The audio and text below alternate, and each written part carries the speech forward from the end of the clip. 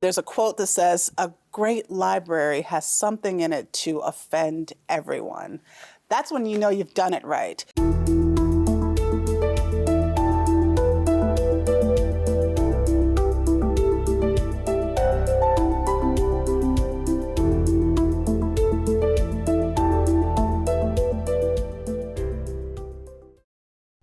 On this episode of One on One, we sit down with LA County Library Director Skye Patrick, who's been on the job since 2016. During the pandemic, her department faced unprecedented challenges as libraries took on expanded roles, becoming hubs for social services like food distribution and 3D mask printing centers. More recently, she's been at the center of the national culture wars and efforts to ban books and drag queen story hours. We sat down with Skye, the first Black and openly gay woman to hold the position, to find out where libraries are headed, her position on the controversies, and how she's managed to stay on top of it all, even traveling to Washington, D.C. to receive the prestigious Institute of Museum and Library Services 2023 National Medal.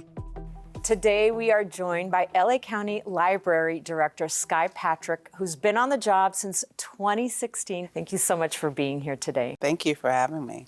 So we're here inside of this beautiful library. This is one of the 86 LA County libraries in the largest county in the nation population-wise. So how is the LA County library system addressing the changing needs of our community? Well, first of all, thank you for spotlighting libraries and public libraries. This is one department that has the ability to affect so many people in so many different ways. We started to focus on being an ancillary resource to education. And at this point in time, we're really focusing in on social services. The pandemic really exposed this need to be able to be a touch point for communities, and looked like providing flu shots, as an example, or Mpox vaccinations, or of course COVID-19 vaccinations, opportunities in areas in the library where people could have telehealth appointments with their doctors, looking at families who are in need. When people come in and they're looking to either check out books or check out a computer, or even we have the little MiFis. Mm-hmm. So they come for those kinds of services, and then they say, "Oh, I didn't know you had summer lunches," or right. "Oh, you provide naloxone at libraries." They're just surprised at how many kinds of services they can get from their public library. Another big thing, we've had antigen tests. We've had COVID tests at our libraries for now almost 4 years running. There is a lot of overlap between public health and libraries because of the things you mentioned. Do you see this trend continuing? We're a public institution.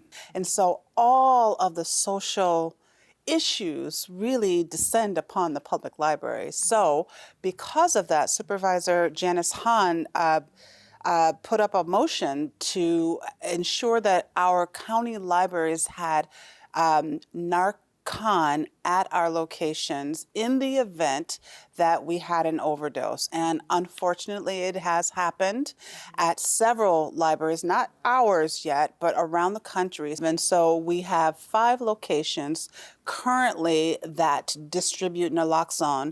Just to play devil's advocate, have you had any customers coming into the library and saying, "I just came to help my daughter or son with their homework. Why is there Narcan here?" We have not had anyone have that response because it's not sitting out on a table.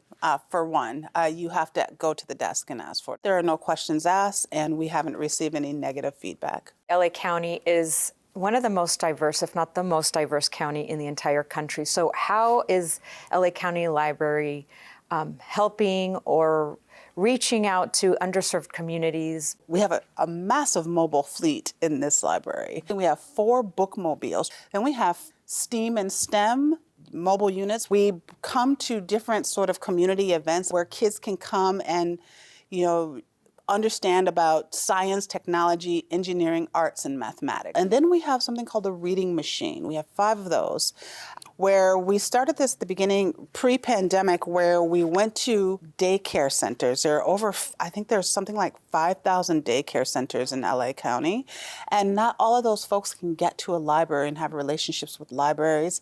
Another amazing opportunity is that someone can actually get their high school diploma through the LA County Library.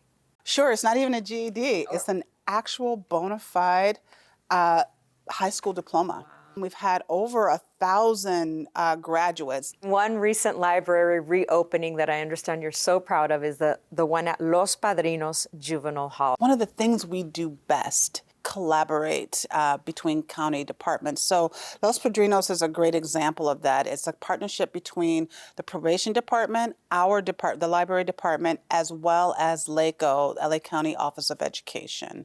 Talk to us about the different services that you offer entirely online. One of the services we have is a service called Freegal, where we have the entire Sony music database available to our customers for free. You can stream movies. We had a program called Work Ready. We provide them with a laptop and Wi-Fi and MiFi, their own like little Wi-Fi service. LinkedIn Learning, where you have all of these different kind of classes. The most valuable card you have is your library card. Besides the online program, there's so many different resources that the library offers.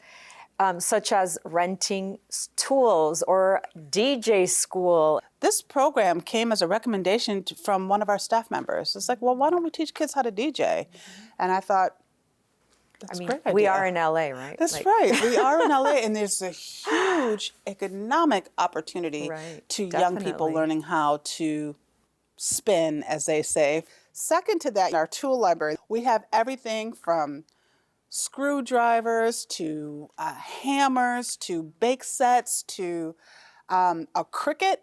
Do you know what a cricket is? Yes. Okay, I did not know what a cricket was. We have a power washer. It's like the crown jewel of the whole program. You don't have to buy them. And then you return them like you do your books. I always talk about libraries being sort of the zero impact department, zero footprint. And I'll be borrowing a power washer. I borrowed it, and it was really incredible. That's amazing. Yeah. Transitioning into a little bit more of a serious topic, we know that libraries have become a recent target for culture wars, like banned books, drag story hours. So what role is LA County Library taking on these topics, and how are you handling backlash? Banned books has been an issue for decades in libraries.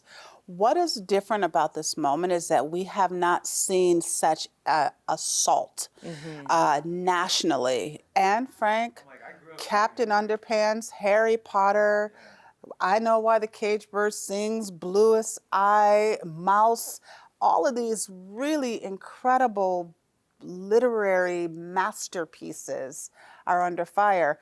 There are people who have decided that it is not a valuable or useful book for young people. So our project is called Books Unbanned. The County Board of Supervisors wanted us to really focus in on the state and provide access, digital access, virtual access to our e-content for young people up to age 18. But it is something that is happening here in California. They are looking to try and block access, and that's essentially what censorship is to block access for resources that someone may need that you may not need yourself. So that's really the pain point here. There's a quote that says, "A great library has something in it to offend everyone." That's when you know you've done it right. It's because the point is representation. So we have a huge, diverse 10 million person population. We are bound to have someone disagree with some materials in our libraries or a program that we have. In this case, it's Drag Story Hour. But I will say about Drag Story Hour is that we've had this program for several years without any fanfare. Libraries are for everyone. That includes the LGBTQ community. That includes people who are trans-identified. That includes people who are unhoused. That includes people who are minoritized or racialized in all of these different ways. The library is for everyone. And so our job is to ensure that we provide that access despite what one group may think over another. So I understand libraries have always been a really important part of your life. Talk to us about how that informs your decisions and how you handle all of the responsibilities of being the director of the largest county library system in the country. Yeah, it's quite amazing how large this library system is. You know, it's really simple for me. I use the library as a young person for a lot of things, but primarily I could just go there and I could participate in either like a program or find my favorite, book and find myself a corner, and I could be there all day. I think one of the things that people don't always know or understand about libraries is that this is like this unspoken benefit for families and supporting young people, is that you can literally go to your library and be there all day and know that you're going to be looked after. So we put these sort of like policies and procedures in place to make sure that young people can be safe. So that's how I use the library, and that's how I remember the library. And so it's really easy for me and many of us who work in libraries to continue to try and like make sure that people feel safe and feel comfortable in our locations. We also know that you're the first Black, openly gay library director. How does that inform your job? Well, I mean, I can only be myself. I don't know how to be anyone else. And so when you are living in your authentic self, then you move from that place. So I guess the only thing I can say is that I do my best. That looks different every day. And my goal is really just to really live the mission of this department and do everything that I can to support this department and the people who use our services. So that doesn't have anything to do with me being queer. That has everything to do with me being a person who is in charge of a library, in charge of a department. What do you think is the purpose of libraries? Well, if you look at any library mission statement, somewhere in there it says to provide lifelong learning. So that's the purpose of library. But from sort of a meta and maybe even a personal point of view, I see libraries as a way to really help people self-actualize. It's not up to me to decide what is right for you.